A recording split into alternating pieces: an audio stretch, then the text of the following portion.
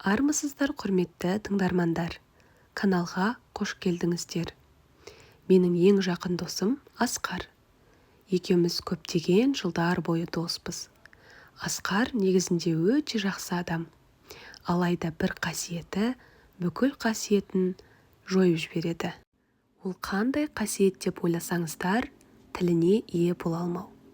Әрине, келесі ситуацияны айтпаса да болатын еді. Алайда ол менің жақын досым. Өмірімде болып жатқан барлық жағдайларды біледі. Бірақ соңғы уақыттары көп ашыла бермейтін болдым. Сол кезде Асқар досым мені өте қиын жағдайға қалдырды. Мәселе бұлай болатын. Мен қазіргі әйеліме үйленбей тұрып, басқа бір қызбен кездескен болатынмын. Есімі Арай болатын. Ол менің алғашқы махаббатым болатын. 4 жыл кездестік. Әне-міне деп уақыт өткенде үйленбекші болдық. Алайда үйленуге аз уақыт қалған кезде Арай мені тастап кетіп қалды. Сол кезде мен өте мұңайдым, қиналдым, депрессияға түстім. Содан соң қазіргі әйелімді кездестіріп, ол менің жан-жарамды емдеп, екеуміз бақытты болып үйлендік. Сол кездердің барлығында жақын досым жанымда болды.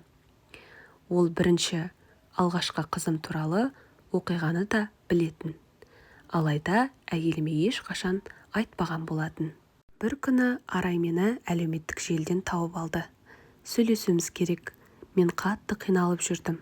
Саған олай жасамауым керек еді. Менікі дұрыс емес. Міндетті түрде кездесіп, сенен кешірім сұрағым келеді деді.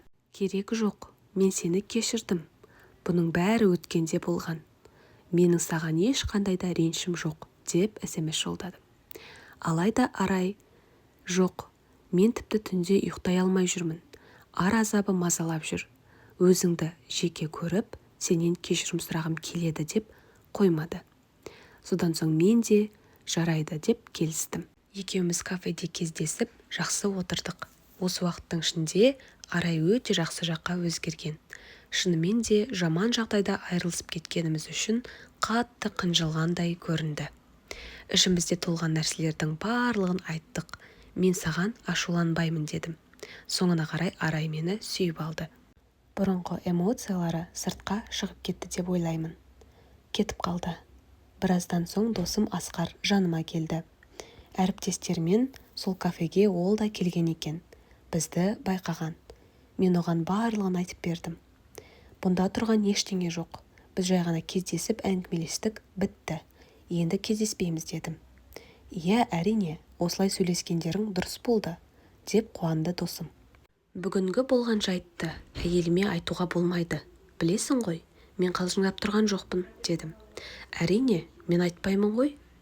Менің әйелім Арай туралы білмейді, есіңде ғой. Ешқандай жағдайда да атын айтушы болма. Досым бір нәрсені қайталап айта бергеніме ренжіді. Мен ақымақпын ба не? Осы кезге дейін Арай туралы әйеліңе мүлдем айтқан жоқпын ғой, деп ренжіп қалды. Иә, бұл жолы ештеңе де айта қоймас деп сендім. Бірақ бірнеше апталардан соң әйелім екеуміз Асқардың үйіне қонаққа бардық. Мен, әйелім, Асқар және де оның әйелі. Барлығымыз тамақтың үстінде өте керемет болып отырдық. Алайда кішкене ішкеніміз де бар. Содан соң әңгіме алғашқы махаббатымыз туралы болды. Бір қарасам, досым Арай туралы, кафеде кездескеніміз туралы, не көргенін барлығын айтып беріп отыр екен. Әйелім өте таң қалды. Біз екеуміз қатты ұрысып қалдық. Арай екеуміздің арамызда ештеңе болған жоқ. Десем де маған сенбеді. Екеуміз тіпті бірнеше апталар бойы сөйлеспей қойдық. Бірақ бұл жағдайда менің ашуыма тиетіні досымның сыр сақтай алмауы. Досым кешірім сұрап әлек болды. Кешір, мен айтамын деп ойламадым, рас айтамын. Аузымнан қалай шығып кеткенін тіпті байқамай да қалдым. Ренжімеші, деп кешірім сұраумен әлек болды. Ал мен түсінбеймін. Егер досыңмен сыр бөлісе алмасаң, оны қалай жақын досым деп қабылдай аласың? Бүгінгі әңгімеміз тәмам. Комментарийға өз ойларыңызды жазуды ұмытпаңыздар. Арнамызға тіркеліп лайк басуды да ұмытпаңыздар.